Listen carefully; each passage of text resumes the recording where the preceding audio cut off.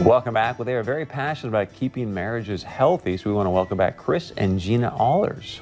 Thank you guys so much for coming. Last time you were here, you gave us some tips on how to deal with conflict in our relationships, which I kept saying how to fight fair, because you said I don't need to use the word fight, but today you said we're going to talk about our feelings a little bit and talk about some events that you have coming up as well that can help couples. So welcome. Thank you. Let's start right away with what do we talk about when we say feelings? And you want to talk about our feelings in our marriages. Right, so feelings, we need to share those. They are the foundation of, sharing them is the foundation of intimate communication within a relationship, whether it's your spouse or your kids or your partner, whatever, that sharing them is so important. I think it will help us if we define feelings first before we really get into, how we communicate with them. And a feeling is a spontaneous inner reaction to person, place, or thing, right? They're how you react. You have to own them, you have to understand them yourself, and you can't blame somebody else for how you feel, right? Your feelings are neither right nor wrong, and they're just kind of in the essence of who you are, how you react to certain things. So for example, we'll walk through an example today. If I'll use the proverbial toilet seat. That always seems to be a fun example, right? If I leave the toilet seat up, Gina might feel upset because we just had this conversation, right? She appreciates it, right? So her upset feeling is how she feels about it. Now what she does next is really up to her. That's her choice. That's the behavior that she chooses with that feeling. And so a lot of times people are going to say, well, I feel you're not listening to me, or I feel that's not a very good option. Well, they're using the term feel, but they're not really expressing a feeling. They're actually expressing a thought. So they're like, I don't think that's a good idea, or I don't think that's something that we should do. So I think one of the most powerful things you just said, Gina, was the fact that, look, nobody can dictate our feelings. I talked to our daughter about it a lot, like, you determine how you feel about things, and everyone, I think, has got sort of this way they go, well, you made me feel this way, or no, I didn't do anything. You chose to feel that way. Well, and in some ways, right, nobody makes you feel this way. That's what I'm saying. Right, so like, let's go back to the toilet seat example. I left the toilet seat up. That's what I did.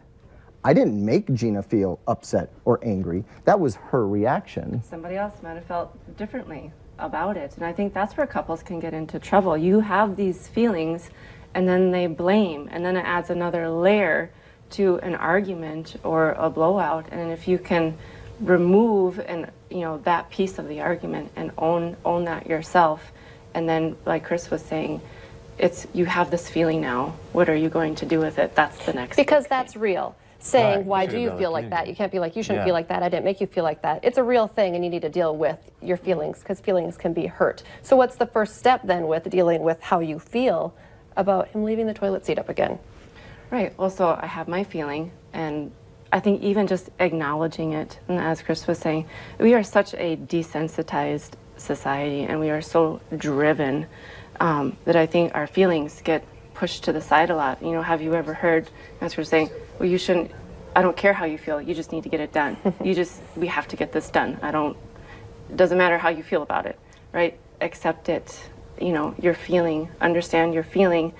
If you need to cool off, if I need to go take a minute and be with my feeling and understand it, and then it is the behavior I choose next. It's how I communicate that feeling with him so he can understand. The main piece here is getting him to understand my feelings, so that creates the empathy piece, which then, formulates our intimate communication. Now, my behavior, how I choose to work with Chris on this feeling depends on what he will do next time, right? So if he understands how I feel, well, then his behavior choice next time might be, well, I got to put this seat down because. Yeah, and it is important to listen, right? I mean, it's important if she wants to communicate how she feels about something. I have to accept that. I have to embrace that and allow her to communicate that to me and not try to defend or argue it away, but just accept it.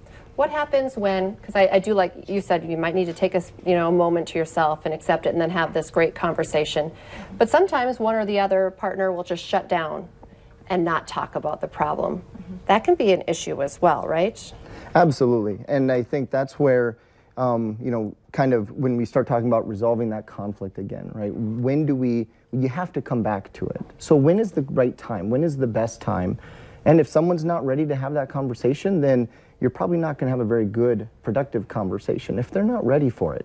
So I think it's, you know, saying, okay, well, that's fine. When should we talk about it? When is a good time to discuss it? When are you ready to listen and to have a good discussion with me? Yeah, and before we run out of time, I do want to talk. You have some couples counseling, an event coming up here in a couple of weeks, right? Yeah, you want Yep, to tell it's not necessarily counseling, just a retreat, a marriage encounter weekend retreat coming up. Our next one is in Medora, November 9th through 11th. Registration closes this week for that one, and there's a few spots left. So. And then we have weekends in February. In Mandan. In Mandan, and our March Fargo one is. In Fargo, yeah. Which there's only about a dozen spots for that one. Couples retreat. I know counseling, that's a scary word. Let's not call it counseling. Anyone though, I mean, you don't have to be, no, I mean, there any married couple within the definitions of the Catholic Church. Yep, so we're looking for a man and a woman, and that's what we currently cater to. Yep. So is it like camping at Medora, or what, you know, riding horses kind of thing? Rough Rider Hotel is where they stay. Awesome. It's like a business trip, though. It's a lot like a business trip where you go to a nice place on a business trip, but really you just kind of see a lot of your hotel room and the conference room. Good stuff, you guys. Thank you. Thank you. Yeah. All right, stick around. Much more coming up right after this.